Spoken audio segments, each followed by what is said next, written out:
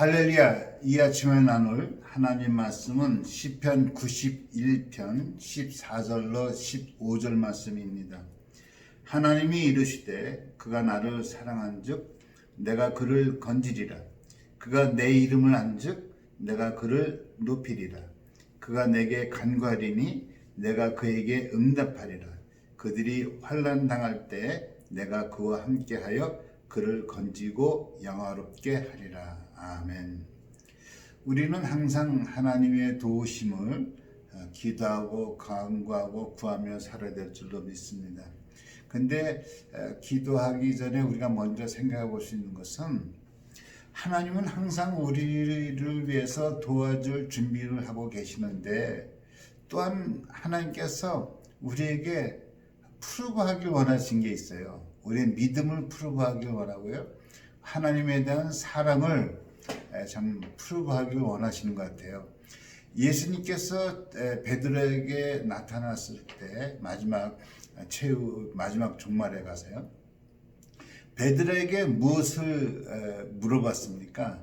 내가 나를 사랑하느냐?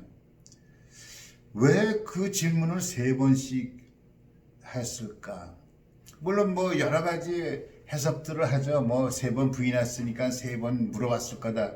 저는 그렇게 생각하지 않아요. 우리 예수님께서 그렇게 옹졸하게 복수하듯이 너 3번 날 부인했지? 한번 너 그거 기억해봐라. 그런 식으로 베드로에게 질문을 했다고 보기보다는 그만큼 내가 하나님의 일을 감당하기 전에 정말 내가 나를 사랑하는가 이것을 확인하고 싶었던 거예요.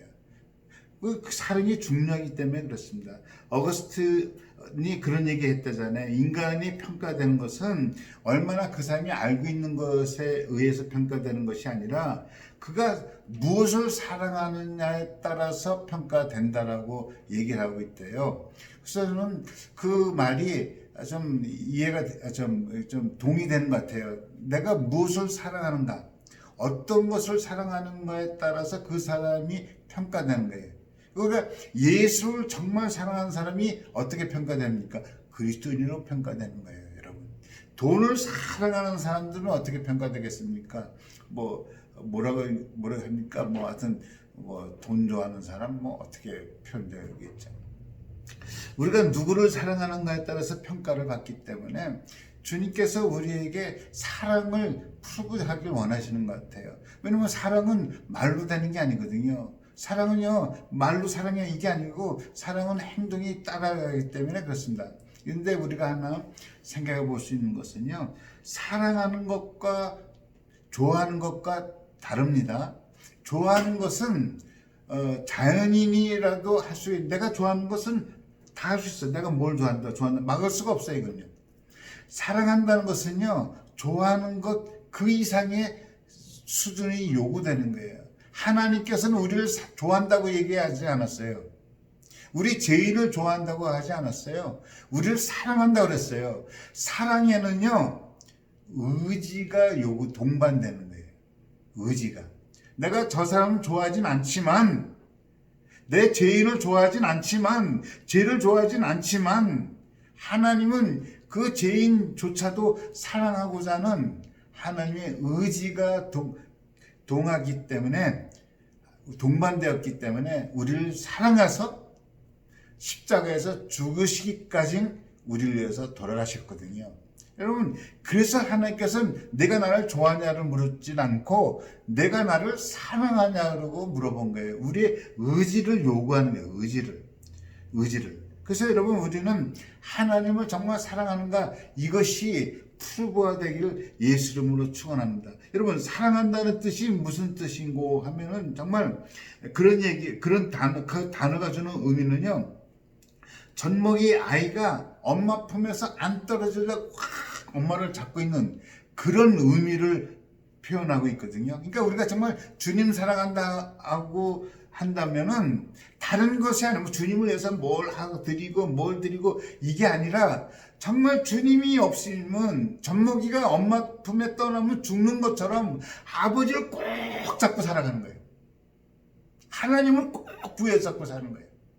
여러분, 우리가 하나님을 꼭 부여잡고 산다는 것이 뭐 보이지 않는 하나님을 어떻게 꼭 부여잡고 살겠습니까? 다른 건 아니죠.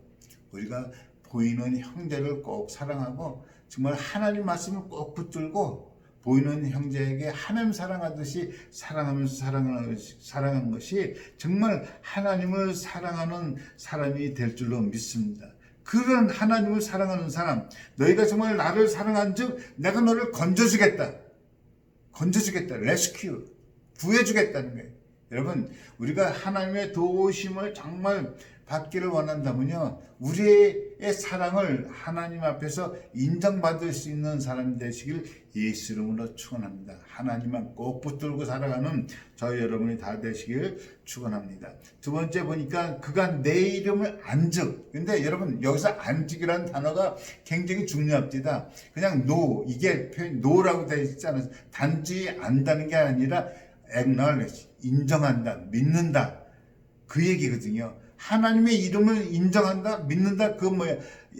하나님의 이름이 하나님의 능력이잖아요. 그죠? 우리가 다 이미 배웠습니다만 따로 설명 안 할게요. 하나님의 이름이 나타나는 것은 하나님의 능력이거든요. 하나님의 성품이거든요. 나는 하나님의 능력을 믿습니다, 이 얘기예요. 내 하나님의 능력을 믿기 때문에 내 이름을 안즉, 그러니까 기도하는 거죠.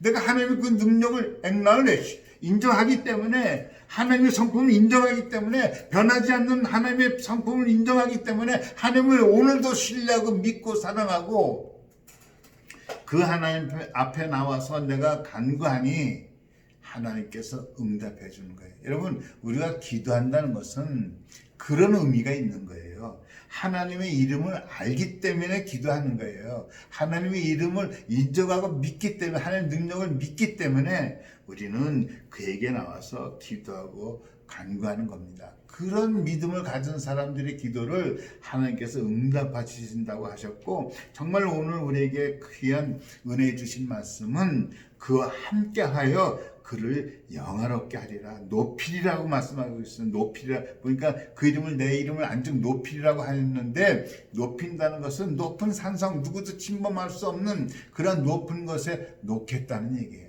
하나님의 보호하심이죠.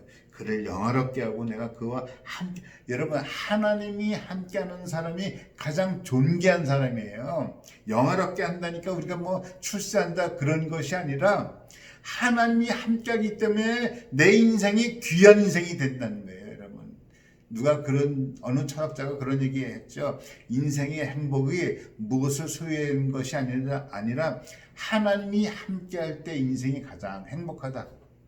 여러분, 어떤 인생이 가장 존귀한 인생인지 아십니까?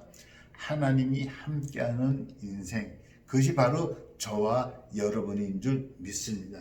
하나님이 함께해요. 그를 영화롭게 한다니까 우리 인생이 이미 주님과 함께 고귀한 인생이 된 줄로 믿습니다. 그러한 고귀한 인생을 살아가는 저와 여러분이 되시길 예수님으로 축원합니다.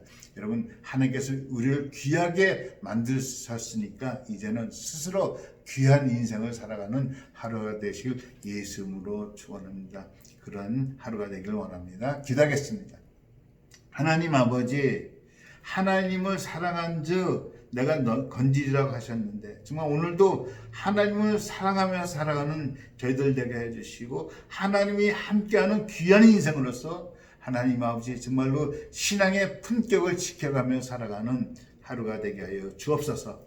예수 그리스도 이름으로 기도합나이다. 아멘. 오늘도 존귀한 하루가 되시길 예수 이름으로 축원합니다. 아멘.